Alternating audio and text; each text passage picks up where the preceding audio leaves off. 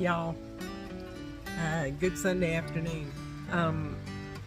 The video you're about to see was taken at Roaring Forks Motor Nature Trail. It's just a little short video.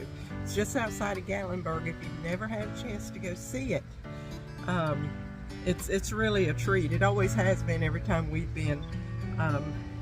It's very likely to see a bear. We didn't see a bear this time, but we saw turkeys.